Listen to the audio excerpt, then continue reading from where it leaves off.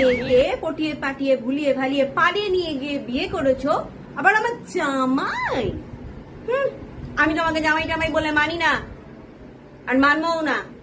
এই দেখো, আমি তোমার জন্য বিরিয়ানি উইথ রায়তা আর ধনে পাতার চাটনি নিয়ে এসেছি। ও, তুমি কি ভেবেছো আমি লোভী? তুমি আমাকে এগুলো দেখালে পরেই আমি কি গদগদ হয়ে যাব তোমার প্রতি? কিন্তু এর সাথে তোমার জন্য আমি একটা কাঞ্জিবরম শাড়িও নিচ্ছি, দেখো।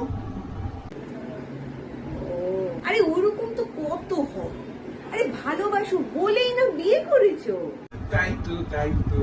না, ওগুলো কিছু হবে না, ওগুলো আমি ভুলে যাব। এসো এসো এসো বাবা, তোমার এবার প্রথম জামাই ষষ্ঠী বলে কথা।